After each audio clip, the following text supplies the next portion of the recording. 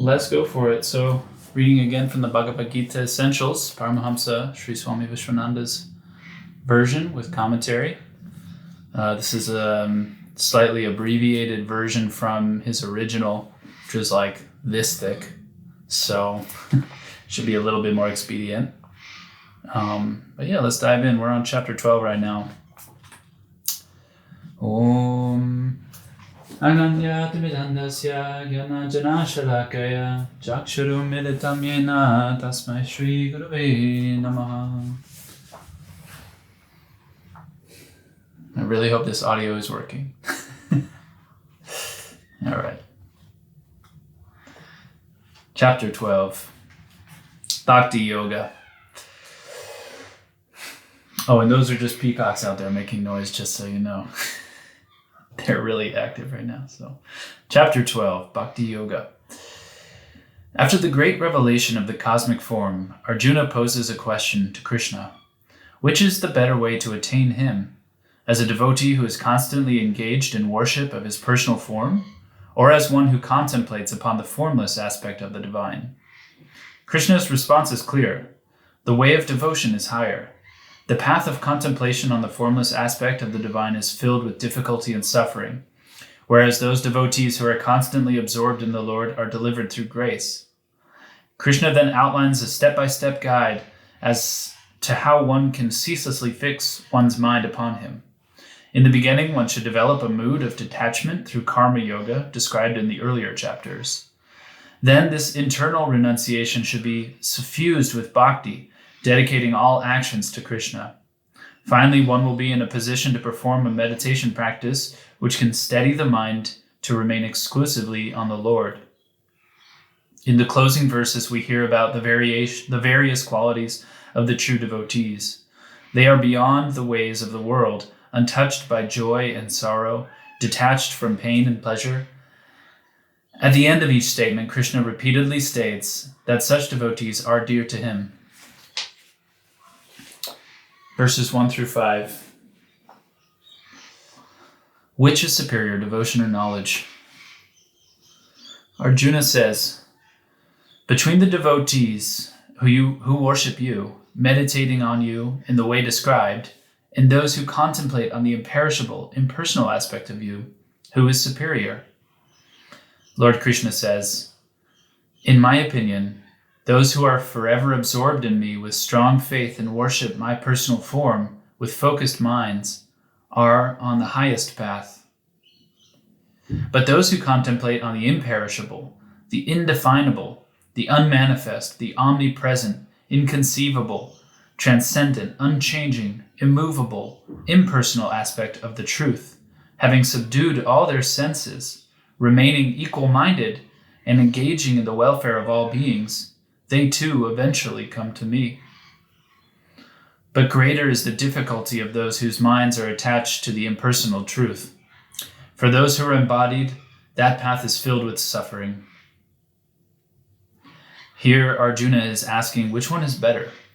Those devotees who have love and longing and want to have this connection with the Supreme Lord, or those who are meditating upon the formless God. Krishna is saying, those who surrender to me, who serve me, who pray to me, who long for me, that is the easiest way.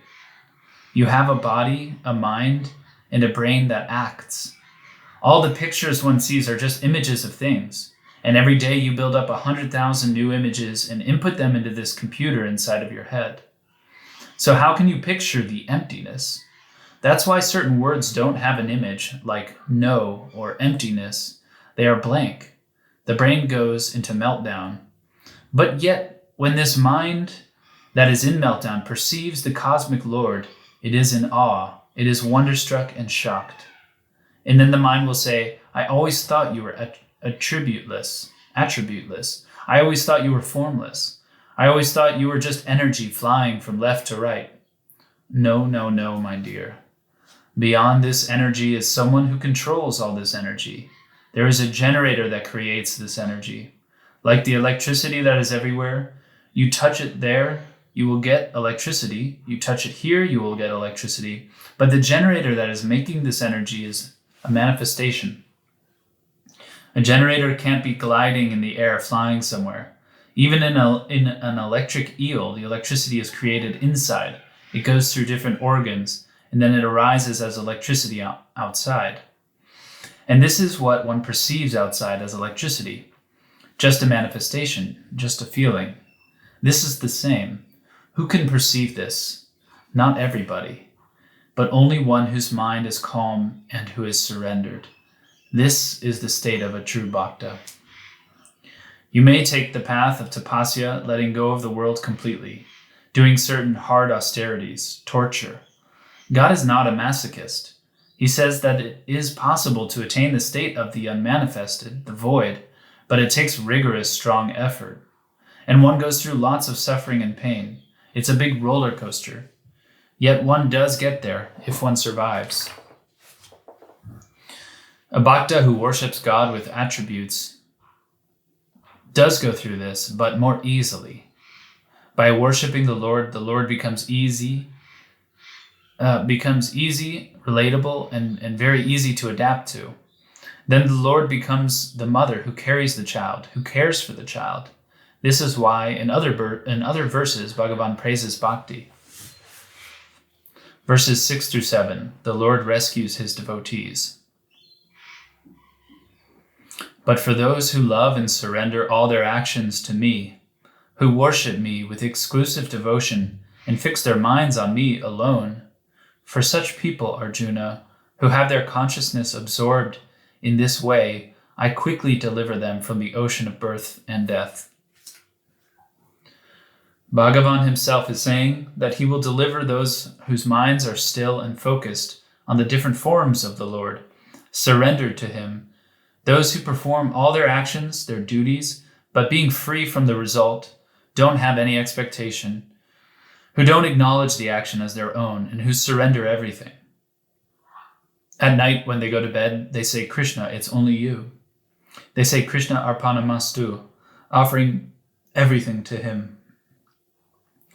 The Lord says, to them I give myself. These who are single-minded in their devotion, who are constantly fixed on me, I deliver them from the cycle of birth and death. They are the ones who have this exclusive love inside them and who have cultivated this love. They recognize that the Lord is everywhere.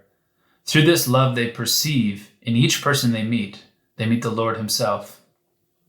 With such love, they become selfless, free from egoism. There is no trace of selfishness inside of them. There is no pride because they are not thinking of I. They become true yogis, unshakable in their faith. Through this love that they have constantly, they become like a lover. They're constantly in love. The mind constantly dwells on him, who fix on me all their consciousness. Their mind is fully absorbed only on him. It's like you're constantly in love. Wherever you go, whatever you do, you think of your beloved. This was the case of the gopis, the ladies from Vrindavan. Their minds, when they were doing their duties, attending to their husbands and children, they were always on their beloved Krishna. And it was for Krishna's sake that they did everything. In their husbands, they didn't see their husbands. They saw Krishna. In their children, they didn't see their children. They saw only Krishna. All are his manifestation, the manifestation of the Lord himself. And one who has devotion, who listens to his glory, meditates upon his glory, his virtues, does bhajan, kirtan, chants his name, and does japa, the Lord frees. So it's easy. And this is the key. Love frees oneself. True love frees oneself. Verses 8 through 12, the steps to perfect devotion. Place your mind on me alone, and let all your understanding be absorbed in me. Then, without a doubt, you will dwell in me.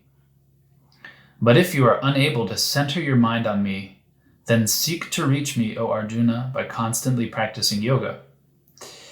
But if you are unable to practice this yoga, then devote yourself to serving me. For even by dedicating your actions to me, you will attain perfection. But if you are unable to even act in remembrance of me, then to gain self-control, renounce the fruits of every action. Knowledge is far better than simple practice. Meditation is better than knowledge. and renouncing the fruits of action is better than meditation. From such renunciation, peace immediately appears.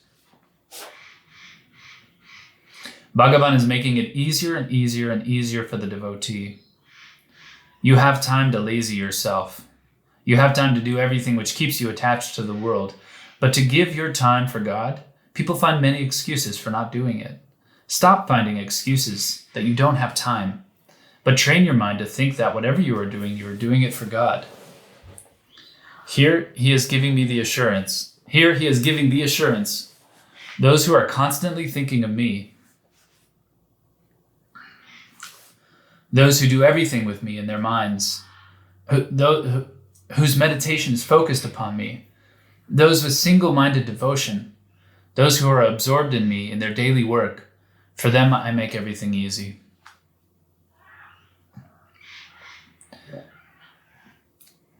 Bhagavan is saying that for the ones who recognize God alone as their supreme refuge and constantly bear him in mind through their speech and controlling of the body, their every action becomes a sacrifice, a charity. All actions become penance. So, to the one who can't control sitting in meditation for 5 minutes, Bhagavan says, go and do your work, do charity, do your daily chores with great love and surrender. Bhagavan is saying that this work is also a form of meditation, and if you do it with love, if you enjoy what you are doing, it will become an adoration to the Lord, to Bhagavan himself. It will become a prayer. This is where the expression work is worship comes from. For those who can't sit down to meditate, those that don't have the time due to many other obligations, or for those who are very hyperactive. He says, do your duty properly with a mind of surrender, with a mind which is constantly focused on him. Know that with such faith, whatever you do is a sacrifice, a charity, is a penance to him. All this is transformed into worship. Bhagavan says, even to this kind of a bhakta, I will also reveal myself. The ones who are not attached to the fruit of their action perceive him. The Lord will reveal himself. He will reveal himself by his own mercy and love. But the bhaktas who are on their way to the Lord should remove all feelings of doership and not be attached to their action. One should not even consider oneself the instrument of God. Praise the Lord in all his glory, because you see, if you start seeing yourself as the instrument, there is a separation. And when there is separation, pride will arise.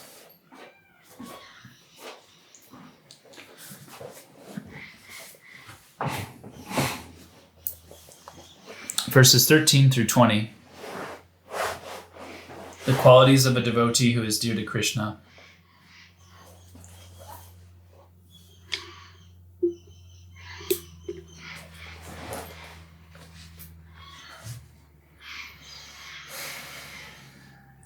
The person who has no hatred towards any living being, who is friendly and compassionate to all, who is free from the notions of I and mine, who regards pain and pleasure with equanimity, who is forbearing, contented, who is constantly contemplating, self-restrained and firm in one's convictions, dedicating his mind and intellect to me, such a devotee is dear to me.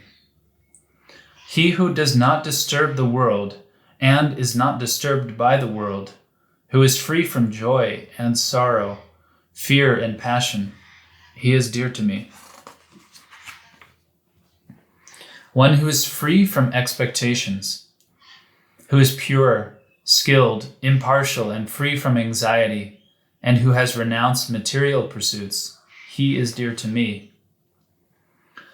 One who is full of devotion to me, who does not rejoice or hate, who does not grieve or desire, who renounces both enjoyable and vile objects, such a devotee is dear to me. He who is the same to both enemy and friend, who sees honor and dishonor as equal, who is indifferent to cold and heat, pleasure and pain, who is free from all attachments, who is unaffected by both praise and blame, and content with any condition, who has no home, who is steady in mind, and who is devoted to me, such a person is dear to me. But those devotees who practice this immortal teaching with full faith as taught by me, and who regard me as the supreme, are exceedingly dear to me. These last 7 verses of this chapter are where Bhagavan Krishna reveals the qualities of a bhakta who is completely surrendered to him, and who has him as the supreme aim, the supreme goal. Whatever one does is only for him. These 7 verses are the basis of religion for the upliftment of humanity. The fulfillment of human existence lies in the heart of a bhakta. Whoever follows this ideal, these 7 verses that we have just talked about, makes one the ideal bhakta, a true bhakta. And this bhakta attains God realization. The ones who have these qualities attain God realization and they become immortalized. Due to this realization, they will always have the mark of the Lord on them. The bhaktas don't have any egoism. The bhaktas are an ocean of mercy and forgiveness. The bhaktas always stay in deep connection with the Lord. Nothing can deviate the bhaktas who are surrendered to their spiritual path. Those who can be deviated are not bhaktas. They will be deviated. They will fly somewhere else. They are shoppers who like going from one shop to the other. They would say, I go to this shop to get some sweets. Once they have finished eating the sweets, they will go to another shop to buy things. They're always shopping, or you can call it hopping, guru hopping, spiritual hopping, or any kind of hopping. They're always hop on, hop off. They hop, hop, hop. It's hopeless. A true bhakta doesn't have this hoppingness, this hopeless state. A true bhakta has stability and is anchored and rooted. When one practices spirituality, one has to have a firm faith and firm steadiness. It's of no use hopping around from here to there. You should make one single jump from your head to your heart. I always say that from the head to the heart is only 40 centimeters, a very short way. That's only one hop, a leap of faith which makes one stronger. If you see someone in front of you with an affliction, automatically you get afflicted also. You feel the pain. But does it change the world if you feel this pain? No, the world doesn't change. If you want to help this world, you have to be strong. If you let the light inside of you dim itself, you can't shine. But by being self-centered, being absorbed in the will of God inside you, this becomes your strength. And by being strong, you shine this light into the world. This is how peace happens. This is how things change in this world. If you want peace, yet you say, oh my goodness, this is terrible. What image is in your mind? Which is the more powerful image in your mind? Is it the peaceful image or the terrible image? It's always like this. Because this is the mind of the world. This is how people function. They hang onto negativity. However, the outside world should not bother you.